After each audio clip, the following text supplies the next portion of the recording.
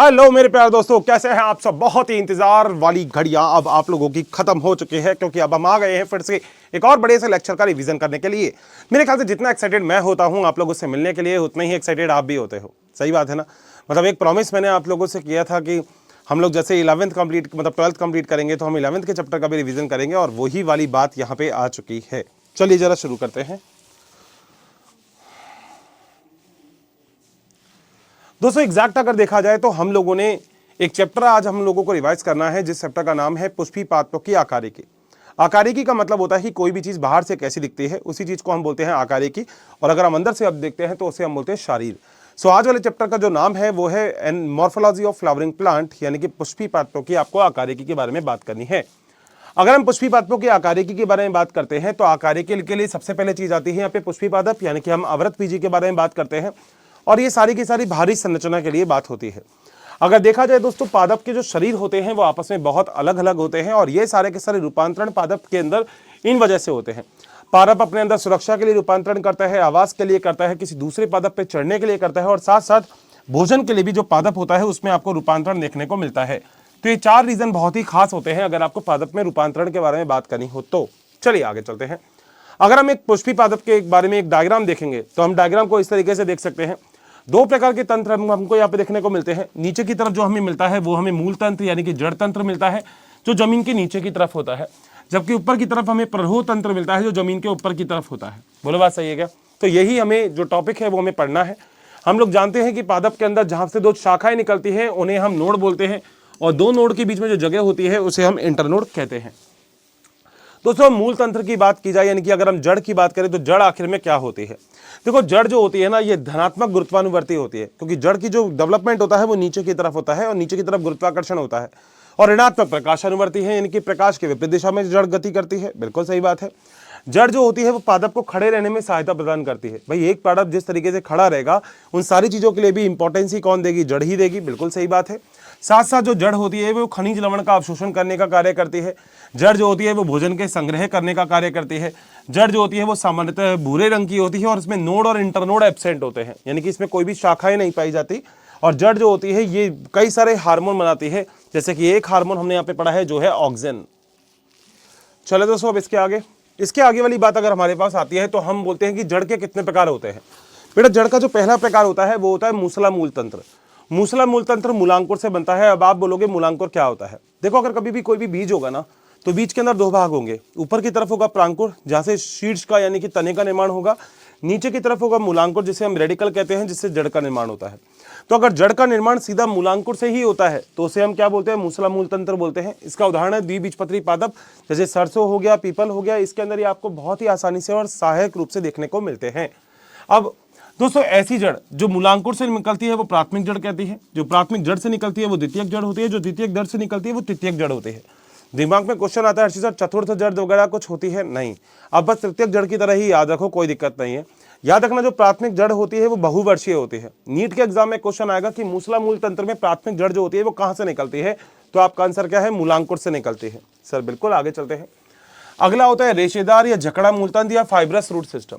ऐसी जड़ होती है जो तने के आधारी भाग से निकलती है, उसे हम क्या बोलते हैं? जकड़ा मूलतंत्र होते हैं। यह है अगर देखा जाए तो बहुत ही कम समय तक जीवित रहती है। इसका उदाहरण याद रखिएगा, नाम है उसका गेहूं। अगला जो होती है वो होती है अपस्थानिक जड़। ऐसी जड़ जो मूलांकुर के अलावा कहीं से भी निकलेगी। याद है ना मूलांकुर जिसे हमने रेडिकल बोला था? तो अगर जड़ मूलांकुर के अलावा कहीं से भी निकलती है तो उसे हम अपस्थानिक जड़ कहते हैं। यह जो जड़ होती है ये तने से भी, पत्ती से भी, कहीं से भी निकल सकती है। याद रखना मगर ये मूलांकुर से बिल्कुल भी नहीं निकलेगी। इसका एग्जाम्पल है बरगद, घास और मॉन्स्टेरा। तीन अच्छे एग्जाम्पल्स हम लोगों को इसके याद रखने हैं। अगली चीज दोस्तों, ये वाला डायग्राम अपने आप में बड़ा ही इंपॉर्टेंट है, क्योंकि ये डायग्राम पादप की वृद्धि और परिवर्धन नाम का जो चैप्टर है वहां पे भी बड़ा इंपॉर्टेंट हो जाता है। इस डायग्राम के अकॉर्डिंग हम ये देखते हैं कि जो पादप होता है उसके अंदर आके किस प्रकार के किस तरीके के तंत्र आपको देखने को मिलते हैं। क्षेत्र की बात आ जाती है। पादप के अंदर अगर आप जड़ देखोगे तो जड़ के तीन क्षेत्र होंगे।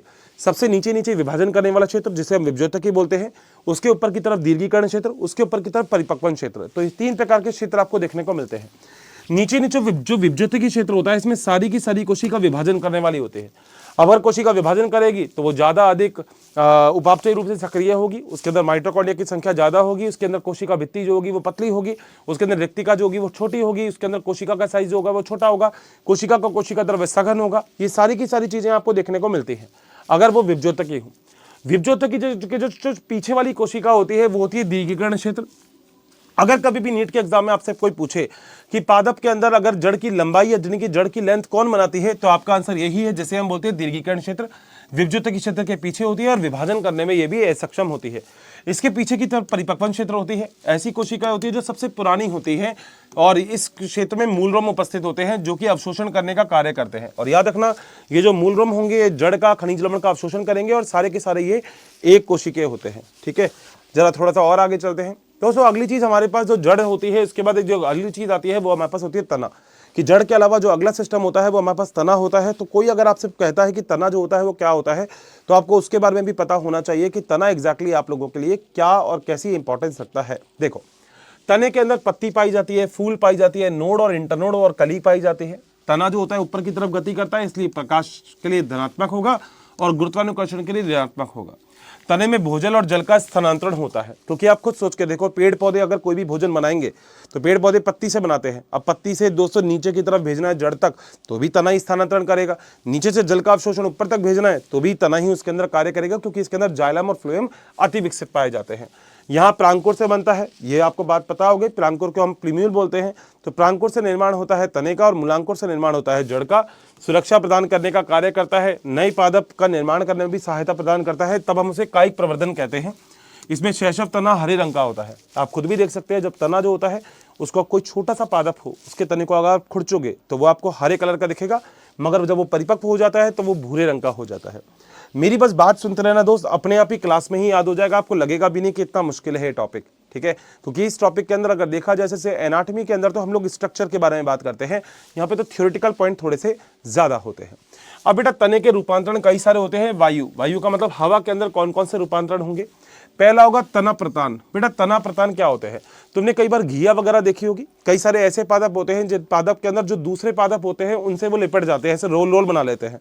जैसे देखा है जो लड़कियां ऐसे अपने बालों को ऐसे ऐसे रोल बना लेती है, ऐसे ही रोल रोल बन जाते हैं। तो एक कुंडलित संरचना होती है जो दूसरे पेड़ से हेल्प लेती है कि वो आसानी से उस पर चढ़ सके।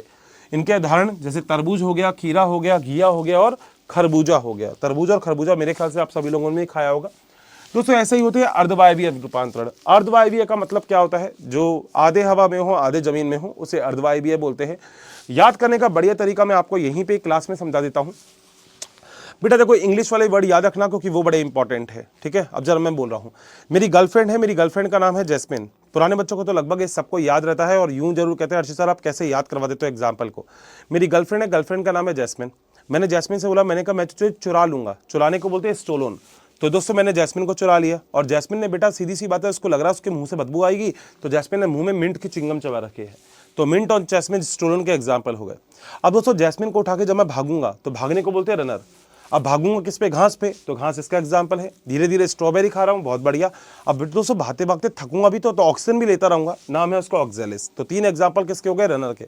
आगे जाने के बाद जब मैं थक जाऊंगा दोस्तों, मैं कोई ना कोई तो जूस पीऊंगा ही पीऊंगा, शेक पीऊंगा। तो मैं बनाना शेक, पाइनएप्पल शेक दोनों शेक पीता हूँ, बहुत बढ़िया। और दोस्तों सीधी सी बात है, जब आप जूस को पीते हो तो आप उसे सक करते हो, ऐसे पाइप लगा दिया, ऐसे सक किया, तो ये शक्कर के एग्जाम्पल है। मगर हमेशा ही ये होता है कि कहीं पे भी कोई भी खाना वाना हो तो पेमेंट हमेशा लड़का ही करता है। लड़का अगर पेमेंट करेगा तो बेटा लड़का तो रोएगा, तो इसे हम बोलते हैं क्राइसेंथेमम। क्राई का मतलब रोना ही होता है। आगे जाएंगे तो बेटा सीधी सी बात है, जैस्मिन ने बहुत कुछ खा पी लिया, तो जितना सब कुछ खा पी लिया तो दोस्तों जैस्मिन तो भारी हो गई। भाई साहब मैं भी अब खा पी लिया, मैं भी भारी हो गया, हम दोनों गिर गए। गिरने का मतलब ऑफसेट हो गए। ऑफसेट के 2 एग्जाम्पल है, पिस्टिया और एकॉर्निया, क्योंकि गड्ढे के अंदर यही उगते हैं।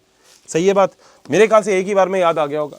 दोस्तों अगली एक संरचना हमारे पास होती है जिसे हम बोलते हैं पत्ती यानी कि पर्ण। पर्ण बड़ी ही स्पेशल संरचना होती है। पर्ण के अंदर देखा जाए तो जहां से पर्ण निकलती है इसे हम पर्णाधार कहते हैं, यानी कि लीफ बेस कहते हैं। इसे हम दूसरा नाम हाइपोपोडियम भी कहते हैं, जो कि गांठ से निकली हुई रहती है। जो पिंक कलर का आप भाग देखते हो, जो थोड़ा सा लचीलापन प्रदान करता है, जो पत्ती को ठंडा बनाए रखने का काम करता है, वो पर्णवृंत होता है, जिसे हम पिटियोल यानी कि मीजोपोडियम कहते हैं। ये इसको ताज़ा हवा उपलब्ध करवाता है, क्योंकि ऐसे ऐसे पत्ती हिलती रहती है तो पत्तियों को लचीलापन देता है, सतह को ठंडा भी प्रदान करने का कार्य करता है। यहीं पे जो छोटी छोटी सी 2 पर्ण भी आपको देखने को मिल रही होगी हरे रंग की, इसे हम अनुपर्ण बोलते हैं, यानी कि स्टिप्यूल बोलते हैं। मैंने इंग्लिश में भी वर्ड लिख रखा है। यहाँ जो इतनी सारा जो बड़ा वाला हरा वाला एरिया है इसे हम लैमिना बोलते हैं, यानी कि एपिपोडियम बोलते हैं। ये प्रकाश संश्लेषण करने का कार्य करता है, यानी कि भोजन का निर्माण यही करता है। बेटा बीच के अंदर पीपल के पेड़ में आपने देखा होगा तो बीच के अंदर एक बहुत बड़ी सी आपको धारी दिखाई देगी। ये जो बड़ी सी धारी आपको दिखाई देती है इसे हम मध्य शिरा बोलते हैं, जिसमें बड़े बड़े जाइलम और फ्लोएम होते हैं, जबकि यहाँ पे थोड़ी थोड़ी शिराएं और शिरिकाएं पाई जाती है जिसमें छोटे छोटे जाइलम और फ्लोएम पाए जाते हैं। मतलब ऐसा मान लो कि टंकी से जो गवर्नमेंट की वाटर की टैंक होता है उससे बड़ा पाइपलाइन आ रहा है आपके घर की तरफ, और वहां से जो पाइपलाइन है उससे छोटा पाइपलाइन अब आपके घर की तरफ आ रहा है। तो बस कुछ ऐसा ही है। अगली चीज, पादप में यानी कि लेग्यूमिनेसी पादप, ऐसे पादप जैसे दाल होती है, मटर होती है, इन पादप में जो पर्णाधार होता है ये नीचे से थोड़ा सा फूला हुआ होता है जिसे हम पल्विनस कहते हैं। तो ऐसा पर्णाधार जो फूला हुआ आपको दिख रहा है इसे हम पल्विनस यानी कि पर्णवंत तल्ले बोलते हैं। कई लोग कहते हैं अर्चे सर यार इंग्लिश याद रखे हिंदी, देखो वैसे तो हिंदी भी याद होनी चाहिए मगर इंग्लिश वाले टर्म भी देख लो भाई, कोई दिक्कत नहीं है, आसानी से याद ही हो जाते हैं वो भी, ठीक है। अगली चीज, पत्तियों में शिराओं और शिरिकाओं के जाल को शिरा विन्यास कहते हैं। तो शिरा विन्यास क्या होता है? शिराएं और शिरिकाओं का जो विन्यास होता है उसे शिरा विन्यास कहते हैं। यहाँ पे समानांतर घास यानी कि एक बीजपत्री, जबकि जाली का व्रत पीपल के अंदर मिलती है जिसे हम द्विबीजपत्री भी कहते हैं, ठीक है। अगला, दो प्रकार की पर्ण होगी, एक होगी सरल पर्ण, एक होगी संयुक्त पर्ण। सरल पर्ण क्या होती है? ऐसी पत्ती जो कटी फटी नहीं हो, वो भी सरल पर्ण है। ऐसी पत्ती जो कटी फटी तो हो मगर जो कटान है वो मध्य शिरा तक नहीं पहुंचे, वो भी सरल पत्ती है। वहां सर कैसे याद करवा दिया? ये देखो संयुक्त पत्ती, जो कटान है वो मध्य शिरा तक पहुंच जाएगी, तो बीच में जो आपको लाइन दिख रही है इसे हम रैकेस बोलते हैं, और छोटी छोटी पत्तियां इसके ऊपर लगी हुई होती हैं। अगली चीज, बेटा पर्ण जो होते हैं संयुक्त वो दो प्रकार की होती है, एक होती है पिच्छाकार, पिच्छाकार में वही जो छोटी छोटी पत्तियां होती है इसे छोटी पर्ण कहते हैं, और बीच वाली चीज को रैकेस कहते हैं जैसे नीम में और साइकस में। दूसरा होता है हस्ताकार, हस्ताकार का मतलब हाथ के नुमा, ऐसे देखो हस्ताकार, हाथ नुमा, एक ग्रुप के ऊपर एक गांठ के ऊपर सारी की सारी पत्तियां लगी हुई है तो इसे हम हस्ताकार कहेंगे, जैसे कि सिल्क कॉटन, ठीक है भैया। आगे चलते हैं। अगली चीज होती है दोस्तों पर्ण विन्यास। पर्ण विन्यास का मतलब आखिर पत्तियां कैसे लगी होगी? देखो पत्तियां अगर ऐसे लगी हुई है, एक ऐसे एक ऐसे एक ऐसे, देख रहे हो, ये यहां लगी है दूसरी यहां लगी है, तो इसे हम बोलते हैं एकांतर यानी कि अल्टरनेटिव। अल्टरनेटिव को याद करने का तरीका है एमएससी। एमएससी हो रहा है बीएससी एमएससी, तो ऐसे ही एमएससी है जो अल्टरनेटिव को याद करने का तरीका है। मस्टर्ड है, सनफ्लावर है और चाइना रोज है। जबकि एक चीज होती है जिसे हम बोलते हैं अपोजिट। अपोजिट का मतलब आमने सामने, आप खुद देख सकते हैं आमने सामने है, देखो अपोजिट है आमने सामने है। तो अपोजिट क्या होता है? काला गोरा, काला और गोरा एक दूसरे के अपोजिट है, तो काले से हो गया कैलोट्रोपिस यानी कि आग, गोरे से हो गया गुआवा यानी कि अमरूद। सर बहुत ही बढ़िया। तीसरा होता है एलेस्टोनिया, जिसे हम होल्ड यानी कि चक्करदार कहते हैं, जो कि गुच्छे में एक ही गांठ पर पाई जाती है, इसे हम होल्ड कहते हैं। डेविल्ट्री या एलेस्टोनिया इसका भी एग्जाम्पल होता है। आगे चलते हैं। बेटा पत्तियों के बाद एक और चीज आती है जिसे हम बोलते हैं पुष्प। पुष्प का मतलब क्या होता है? पुष्प एक ऐसी संरचना होती है जो लैंगिक जनन करने का कार्य करती है। पुष्प जो होती है दोस्तों वो पेड़ पौधों में होगी तो बीज का निर्माण होगा। पुष्प जो होगा इसका कहीं ना कहीं फ्लोरिजन एक हार्मोन होता है जो इसको डेवलप करता है, मगर याद रखना आज तक हम इस हार्मोन को आइसोलेट नहीं कर पाए हैं, हम इसे हाइपोथेटिकल हार्मोन बोल सकते हैं। और इस हार्मोन की थोड़ी सी खोज की अगर बात की जाए तो तंबाकू का जो पादप है ना उसके अंदर हमने फ्लोरिजन की खोज की थी। हम ऐसा मानते हैं जहाँ पे पुष्प की कली होती है, जहाँ से पुष्प निकल रहा होता है, उसके नीचे की तरफ जितनी भी पत्तियां होती है ना, इन पत्तियों में ही फ्लोरिजन हार्मोन होता है। जब हमने एक काम किया, इन पत्तियों को काट दिया, तो हमने देखा ऊपर की तरफ पादप ही डेवलप नहीं होता। तो सीधी सी बात है, पत्तियों में ही मतलब पुष्प की कलिका के नीचे जो पत्तियां होती है उनके ही अंदर फ्लोरिजन हार्मोन उपस्थित होता है। बिल्कुल सही बात है। आगे चलते हैं। पुष्प के अंदर अपने लगभग सारे भाग कई बार पढ़े होंगे। वर्तिका, अगर वर्तिका अंडाशय जो कि एग्जैक्टली होते हैं स्त्री केसर यानी कि पिस्टिल का। एंथर और फिलामेंट ये स्टेमन होते हैं यानी कि पुंकेसर का।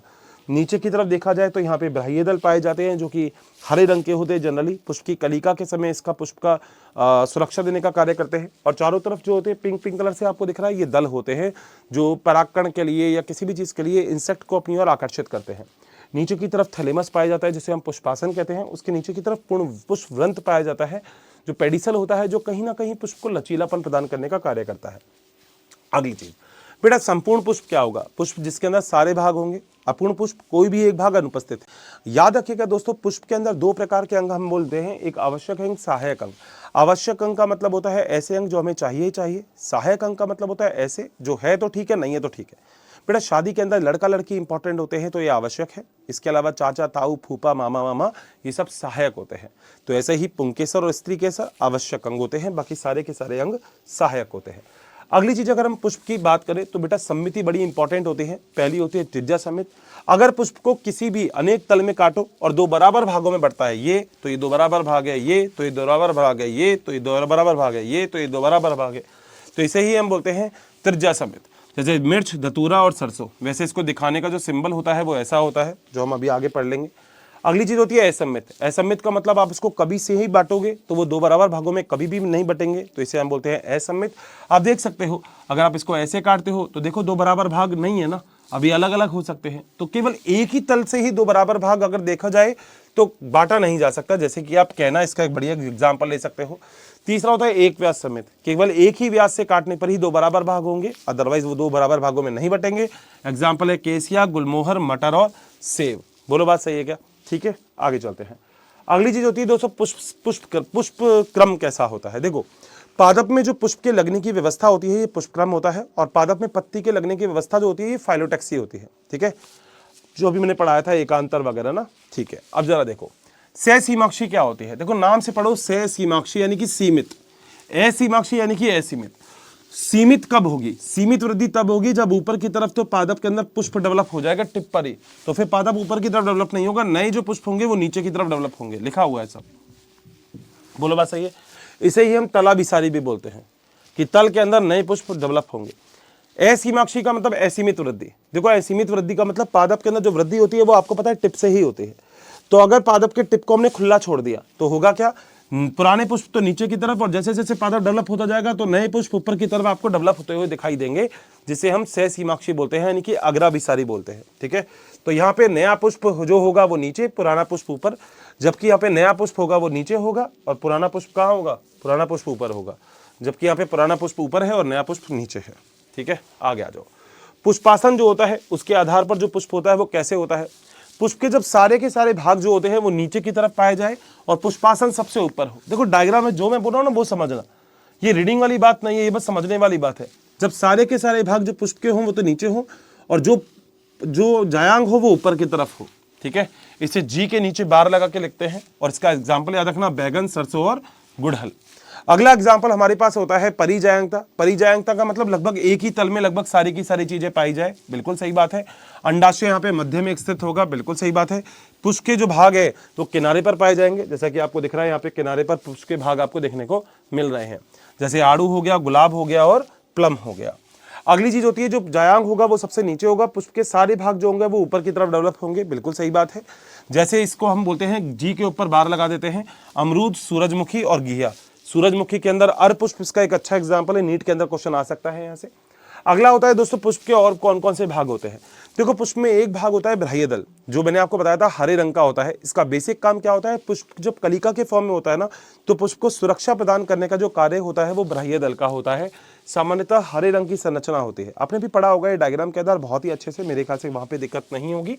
यहाँ पे क्या होता है? बाह्य दल दो प्रकार के होते हैं, संयुक्त बाह्य दल जिसमें सारे के सारे बाह्य दल जुड़े हों, जो हरे रंग के बाह्य दल होते हैं ना वो सारे जुड़े हों ऐसे, और मुक्त का मतलब अलग अलग हो। मुक्त के एग्जाम्पल है सरसों और मूली, और संयुक्त के एग्जाम्पल कौन कौन से हैं? बैगन, कपास और धतूरा। धतूरा देखा? धतूरा, और धतूरा पी के आया है क्या? वही वाला धतूरा है। ठीक है, अगला है दलपुंज। दल जानते हो? दल वो होता है जो डिफरेंट टाइप के कलर का होता है, जिससे बाबू अपने बाबू से बोलती है, बाबू मुझे वो फूल पसंद है, प्लीज बाबू मेरे लिए लेके आओ ना। अब बाबू बेटा चले जाता है, बाबू का मन तो नहीं है, मगर बेटा बाबू को जाना पड़ेगा, सीधी सी बात है। ठीक है, बात तो माननी पड़ती है बाबू को, तो बस वही वाली बात है। यहाँ पे इनकी आकृति नलिकाकार हो सकती है, चक्करकार हो सकती है, कीप के आकार की हो सकती है, या घंटाकार हो सकती है। अगर देखा तो जाए तो ये पंखुड़ी के समान संरचना होती है। ये भी वही है संयुक्त, जब सारे के सारे दल जुड़े हुए हों। एग्जाम्पल इसका तंबाकू और धतूरा। तंबाकू जानते हो ना, बहुत बढ़िया। और मुक्त दली क्या होती है? सभी पंखुड़ियां अलग अलग होती है, जैसे मटर और गुलाब। मैं मच्छर बोलने वाला था। ठीक है, पुष्पदल विन्यास क्या होता है? पुष्प में जो पुष्पकल के अलावा जो अन्य भाग जो होते हैं वो बाह्य दल और दल से जुड़ा हुआ विन्यास भी आपको देखने को मिलता है। तो कई बार ऐसा भी आपको देखने को मिल सकता है जो साधारण पुष्पों में नहीं हो, तो उसे हम पुष्पदल विन्यास भी कहते हैं। दोस्तों कैसे हो सकते हैं पुष्पदल विन्यास? डायग्राम देखना और एग्जाम्पल याद रखना। ठीक है, ये तो लिखा हुआ है, चाहो तो पढ़ सकते हो। देखो, जब सारे के सारे बाह्य दल या दल आपस में पास स्थित हो और एक दूसरे को हो सकता है स्पर्श करें, स्पर्श करने के लिए आप ऐसे एक डायग्राम बनाओगे जिसका मतलब होता है स्पर्श करना। ठीक है बात, इसका एग्जाम्पल है कैलोट्रोपिस। ठीक, दूसरा देखो व्यावर्तित क्या होगा? व्यावर्तित होगा एक अंदर एक बाहर। देखो एक अंदर एक बाहर, एक अंदर, एक बाहर, एक अंदर, एक बाहर, ठीक है, ये रहा, एक अंदर, एक बाहर, एक अंदर, एक बाहर, दिख रहा है आपको, ठीक है। तो ये क्या होता है, ये एक सिरा अंदर होता है और एक सिरा बाहर होता है, जैसे भिंडी, गुड़हल और कपास के अंदर आपको देखने को मिलता है। तीसरा होता है कोढ़ छादी। बेटा कोढ़ छादी के अंदर कोई पैटर्न ही नहीं होता, इसमें ध्यान से देखोगे तो देखो, एक तो ऐसा होगा जो पूरा का पूरा अंदर ही होगा दल, एक ऐसा होगा जो पूरा का पूरा बाहर ही होगा, बाकी अंदर बाहर अंदर बाहर अंदर बाहर है, तो कोई पैटर्न इसका फिक्स नहीं है। इसमें एग्जाम्पल है गुलमोहर और केसिया का। अगली अगर हम चीज देखते हैं तो ये वैक्सिलरी होती है। वैक्सिलरी का मतलब विशेष प्रकार की व्यवस्था होती है, इसे पेप्लियोनियसिस भी कहते हैं। यहां से दोस्तों नीट के अंदर बहुत ही प्यारा क्वेश्चन हम लोगों के पास आ सकता है। इसमें क्या होता है, सबसे भारी भार जो पाए जाते हैं उसे हम मानक बोलते हैं, दल या बाह्य दल कुछ भी हो सकते हैं। उसके अंदर की तरफ जो पाए जाते हैं वो पंख होते हैं, उसके अंदर की तरफ जो पाए जाते हैं वो क्या होते हैं, कूटक होते हैं, जो आपस में जुड़े हुए हो सकते हैं। एग्जाम्पल है इसका मटर। अब दोस्तों अगली चीज होती है पुमंग, जिसे हम एंडोसियम कहते हैं, जो नर का जनन अंग होता है। आपने ये वाला डायग्राम मेरे ख्याल से क्लास 12th में भी बहुत अच्छे से आप लोग देखोगे, ये वाला डायग्राम बहुत ही बढ़िया तरीके से। हम इसकी सारी डिटेल तो क्लास 12th वाले चैप्टर में ही पढ़ते हैं, जिसके अंदर ऊपर की तरफ परागकोश होता है, जिसके अंदर यूजी पाया जाता है, जिसमें जालम और फ्लोएम पाए जाते हैं। नीचे की तरफ पुतंतु होता है, जिसकी लंबाई जो होती है वो अलग अलग पुष्प में अलग अलग हो सकती है। अगर देखा जाए तो दोस्तों यहाँ पे पुंकेसर का आसंजन ससंजन अलग अलग हो सकता है।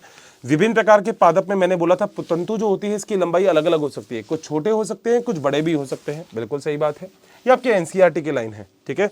जैसे सरसों और सालमिया के अंदर कुछ बड़े कुछ छोटे आपको देखने को मिल सकते हैं। पुंकेसर आपस में जुड़े हुए भी हो सकते हैं, बिल्कुल। दल से भी जुड़े हुए हो सकते हैं। दल जानते हो ना बेटा, जो कलरफुल होते हैं उसे दल बोलते हैं, ठीक है, पेटल बोलते हैं वैसे दूसरे वर्ड में। और बाह्य दल को हम सेपल बोलते हैं, जो हरे रंग के होते हैं। पुष्प के नीचे देखा होगा आपने हरे रंग का भाग, उसे हम बाह्य दल बोलते हैं।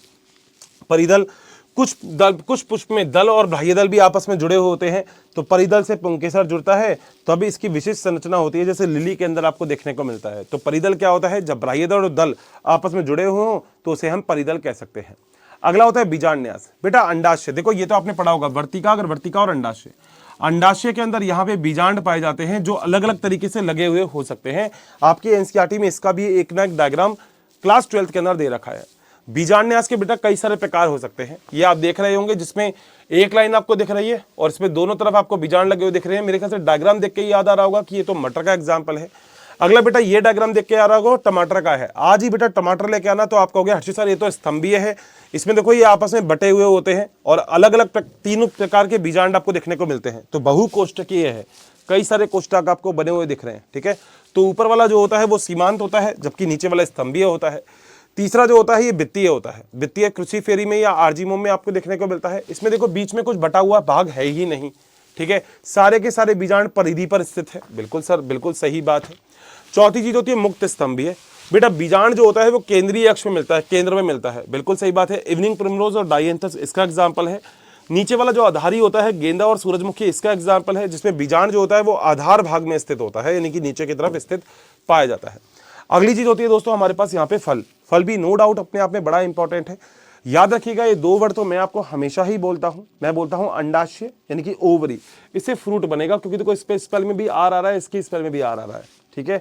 जबकि अंडाशय भित्ति जो फल भित्ति का निर्माण होता है, तो थोड़ा सा याद रखना ओव्यूल से सीड बनता है, क्योंकि ओव्यूल की स्पेल में ई आ रहा है और सीड की स्पेल में भी ए आता है। याद करने का बढ़िया तरीका है, ठीक है। दो प्रकार के फल होते हैं, एक होते हैं शुष्क फल जो पतली भित्ति वाले होते हैं, एक रवेदार फल होते हैं, इनकी फ्लैशी फूड होते हैं जो मोटी भित्ति वाली बातें हो। मोटी भित्ति में तीन टाइप की चीज पाई जाती है। जैसे अगर आप आम में देखो तो आप देख सकते हो सबसे भारी भार जो परत पाई जाती है वो एपिकार्प होते हैं। अंदर ही अंदर बीज पाया जाता है। आम में भी तुमने भी देखा होगा, गुठली जिसे तुम बोलते हो, उसके बाहर की तरफ जो परत पाई जाती है वो होती है एंडोकार्प, और जो तुम खाते हो ना गूदे वाले पार्ट वो होता है मीजोकार्प। तो तीन चीज होती है, बाह्य फल भित्ति, मध्य फल भित्ति और आंतरिक फल भित्ति। एपिकार्प, एंडोकार्प और मीजोकार्प, और तीनों को मिला के हम एक नाम बोलते हैं। वैसे इनका नाम होता है पेरिकार्प, शायद वो भी आपने नाम सुना ही होगा। ये दो एग्जाम्पल अपनी एनसीईआरटी के दे रखे हैं। ये तो आम का एग्जाम्पल दे रखा है जिसमें खाने योग्य भाग क्या है, और ये नारियल का एग्जाम्पल दे रखा है। तो नारियल में मध्य फल भित्ति जो होती है तंतु में होती है, जो बाहर वाली होती है, ठीक है। आ जाओ। नारियल और आम को अस्टिल फल भी कहा जाता है। तो ड्रूप फ्रूट के बारे में एनसीईआरटी लिखती है, मगर आप लोगों को कभी एनसीईआरटी लिखती नहीं है कि ड्रूप फ्रूट सच में होता क्या है। बेटा ड्रूप फ्रूट को इंग्लिश में बोलते हैं अस्टिल फल। और अस्टिल फल क्या होते हैं, ऐसे फल जिसमें जो एपिकार्प होता है, जानते हो ना एपिकार्प जो सबसे बाहरी बाहर होगा वो ठोस होगा, मीजोकार्प मांसल होता है, और एंडोकार्प जो होता है वो बीज की सुरक्षा देने का कार्य करता है। तो ऐसे फल को अस्टिल फल कहते हैं। जैसे आम हो गया, नारियल हो गया, ये दो ही एग्जाम्पल आपको याद करने हैं जो आपकी एनसीईआरटी के अकॉर्डिंग अस्टिल फल के एग्जाम्पल हो सकते हैं। इन फलों में एक बीज उपस्थित होता है, आपने देखा ही होगा। यह सभी फंड एक अंडे की और एक ऊर्ध्वाधर अंडाशय से बने होते हैं। ऊर्ध्वाधर जानते हो ना, जो मैंने अंडाशय बताया था, या तो वो नीचे होगा अंडाशय, या ऊपर होगा, या सबसे ऊपर होगा, उस तरीके का। ठीक है बेटा, अनिषेक फल, पार्थेनोकार्पिक फ्रूट बोलते हैं। ऐसे फल होते हैं जो बिना निषेचन के पैदा होते हैं, उसे हम अनिषेक फल बोलते हैं। अगर देखा जाए तो हम लोगों ने जब कोशिका विभाजन हम पढ़ते हैं तो हम पढ़ते हैं कि जो ड्रोन होते हैं, नर ड्रोन मधुमक्खी के अंदर, वो भी बिना निषेचन के ही बनते हैं, तभी हम उसे बोलते हैं कि वो भी हैप्लॉइड होते हैं, सारे के सारे एगुणित होते हैं। ऐसे ही बिना निषेचन के अगर फल बनता है तो उसे हम अनिषेक फल बोलते हैं, जैसे कि केला और टमाटर इसके अच्छे एग्जाम्पल हो सकते हैं। बीज क्या होता है, मैंने बोला था, बीज की स्पेलिंग में सीड आता है ई, तो ये ई यानी कि ओव्यूल से बना होता है। ओवरी से फ्रूट बनता है, ओव्यूल से सीड बनता है। दो प्रकार के बीज होंगे, एक बीजपत्री, जैसे बीजपत्र एक हो यानी कि एक टिफिन हो, तो अगर एक टिफिन लेके जा रहे हो तो एक बीजपत्री, दो टिफिन लेके जा रहे हो तो द्विबीजपत्री होता है। बस इतनी सी बात आपको याद रखनी है, ज्यादा कुछ नहीं। एग्जाम्पल एक बीजपत्री के एग्जाम्पल है मक्का और गेहूं, जबकि द्विबीजपत्री में है चना, मटर, सेम, ये सारे द्विबीजपत्री के, पीपल वगैरह ना, ये सब द्विबीजपत्री के एग्जाम्पल होते हैं। अगली चीज बेटा, एक बीजपत्री, बीज क्या होता है आपको पता होना चाहिए। जैसे मक्का के अंदर आपको दिख रहा है एक बीजपत्री, ये एक बीजपत्री है। ये तो डायग्राम मेरे ख्याल से आप पहले भी कई बार पढ़ चुके हो, जिसके अंदर त्रिगुणित जो होती है वो एल्यूरोन की लेयर पाई जाती है, जो त्रिगुणित होती है, 3n होती है। यहाँ पे भ्रूणपोष होता है जो भोजन का संग्रह करता है बीज के अंदर। यहाँ पे एक कॉटिलडॉन होता है, एक बीजपत्र होता है, अतः हम इसे एक बीजपत्री कहते हैं। बिल्कुल सही बात है। यहाँ से जाना, जहाँ से तना बनेगा उसे हम प्रांकुर बोलते हैं। तने के बाहर एक सुरक्षात्मक आवरण पाया जाता है जिसे हम प्रांकुर चोल बोलते हैं, जो सुरक्षा देता है। ठीक है, जिसे हम कोलियोप्टाइल भी बोलते हैं। जहाँ से जड़ का निर्माण होता है वो मूलांकुर होता है। मूलांकुर के आगे मूलांकुर चोल होता है, जिसे हम कोलियोराइजा कहते हैं। तो ये कुछ एग्जाम्पल हमको देखने को मिलते हैं। द्विबीजपत्री जो बीज होता है वो एक बीजपत्री से कुछ अलग होता है। इसके अंदर क्या होता है, दो बीजपत्र यानी कि दो टिफिन पाए जाते हैं। जहाँ से जड़ निकलेगी उसे मूलांकुर, जहाँ से तना में निकलेगा उसे प्रांकुर कहा जाता है। और बीच में यहाँ पे एम्ब्रियोनल एक्सिस यानी कि भ्रूणीय अक्ष आपको देखने को मिलता है। बताओ, यहाँ तक पॉइंट लगभग सारा का सारा सभी लोगों को बिल्कुल क्लियर है। चले दोस्तों आगे। अगली चीज होती है भ्रूणपोष के आधार पर। दोस्तों बीज जो होते हैं वो दो प्रकार के होते हैं। एक भ्रूणपोषीय बीज होते हैं जिसमें भ्रूणपोष उपस्थित होता है, एक अभ्रूणपोषीय बीज होते हैं जिसमें भ्रूणपोष नहीं होता। भ्रूणपोष होता है एंडोस्पर्म। जब निषेचन की अभिक्रिया होती है ना, तब भ्रूणपोष का निर्माण होता है, और जो कि ये त्रिगुणित होता है। ठीक है, इसमें याद रखना, जो भ्रूणपोषीय बीज जिसमें भ्रूणपोष उपस्थित होता है उसके एग्जाम्पल है एक बीजपत्री। और द्विबीजपत्री में एक अपवाद है, इसमें आलू और अरंडी। जबकि अभ्रूणपोषीय बीज, इसके एग्जाम्पल है द्विबीजपत्री। मगर इसमें एक बीजपत्री का एक एग्जाम्पल है जिसका नाम है ऑर्किड। मैंने स्टार लगा रखा है, प्लीज इन चीजों को याद रखना। क्लास 12th के अंदर भी दी गई ये चीज, मगर क्लास 11th में ये चीज है। दो दो जगह अगर चीज रिपीट हो रही है, इसका मतलब नो डाउट बड़ी इंपॉर्टेंट है। ठीक है, अगली चीज होती है पुष्पसूत्र। बेटा डॉट लिखा होता है तो उसे हम मात्रक्ष कहते हैं। अगर ऐसे लिखा होता है तो उसे हम नर फूल, ऐसा सिंबल तो मादा फूल जैसे होता है ना। ठीक है, ये अगर लिखा हो तो नर और मादा दोनों पाए जाएंगे।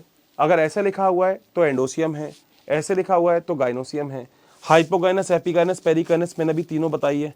या तो जो पुष्प होगा वो बिल्कुल नीचे की तरफ होगा, बीच में होगा, या सबसे ऊपर होगा। अभी पढ़े हुए हैं सारे सिंबल हमने।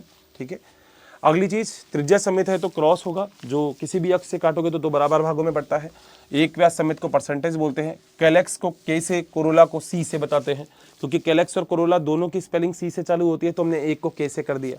अगर वो सारे अलग अलग हैं तो के आगे जैसे 5 है तो अलग अलग है तो ऐसे कर दिया, गैमोसिफेरस बोलते हैं। सारे जुड़े हुए हैं तो ब्रैकेट लगा दिया। ठीक है, ऐसे ही ये सी कर दिया, ब्रैकेट लगा दिया। परिदल पुंज, जिसमें कैलेक्स और कोरोला दोनों डिफरेंशिएट नहीं होते, बाह्य दल और दल या तो जुड़े हुए हों या हमें पता नहीं लगे कौन सा बाह्य दल है कौन सा दल है, तो उसे हम पेरियंथ कहते हैं। पेरियंथ, जिसे हम दलपुंज भी कहते हैं। मैंने इंग्लिश वाले वर्ड भी लिख दिए तो आपको आसान हो जाएगा। यहाँ पे जो पुष्प होगा उसके नीचे सहपत्र पाया जाएगा तो BR लिखेंगे। अगर पुष्प के नीचे सहपत्र नहीं मिलेगा तो असहपत्र यानी कि ABR लिखेंगे। कैलेक्स और कोरोला आपस में जुड़े होंगे तो ऊपर की तरफ से ऐसे सिंबल लगा देंगे। ठीक है, यहाँ पर देखा जाए तो मालवेसी का ये बढ़िया एग्जाम्पल आपको दिख रखा है। ये पुष्प फार्मूला है, आप आसानी से देख सकते हो। पुष्प फार्मूला दोस्तों एक आपको समझा देता हूँ कोई सा भी, तो उससे आपको दिक्कत नहीं होगी। जैसे देखो कोई एक इजी सा एग्जांपल जैसे ये देख लेते हैं, समझ में एक बार आना चाहिए। देखो ये पुष्प फार्मूला है। ठीक है, परसेंटेज का मतलब इसको केवल ऐसे ही बांटोगे ना तो दो बराबर भागों में आएंगे, नहीं तो दो बराबर भागों में ये नहीं आएंगे। अगली चीज, ये सारे के सारे होते कैलेक्स। तो यहाँ पे देखो नर भी है और मादा भी है, तो दोनों के दोनों जरन अंग मिल रहे हैं तो देखो दोनों कर दिए। कैलेक्स कितने हैं, 1 2 3 4 5, और पांचों आपस में जुड़े हुए हैं तो के आगे 5 लेके ब्रैकेट लगा दिया। कोरोला कितने, देखो कोरोला अलग अलग तरीके के हैं। एक बिल्कुल अलग है, दो बिल्कुल बाहर की तरफ है, और जो दो हैं वो आपस में जुड़े हुए हैं। तो एक अलग है, दो बाहर की तरफ है और दो आपस में जुड़े हुए हैं। बिल्कुल सर, यहाँ पे देखो ये 9 तो आपस में जुड़े हुए हैं, एक बिल्कुल अलग है। 9 एंडोसियम आपस में जुड़े हैं, एक बिल्कुल अलग है। गाइनोसियम एक ही है और ओवरी सुपीरियर है, मगर ये डायग्राम के बेस पे हमें कभी नहीं पता लगता कि ओवरी सुपीरियर होती है या इंफीरियर होती है।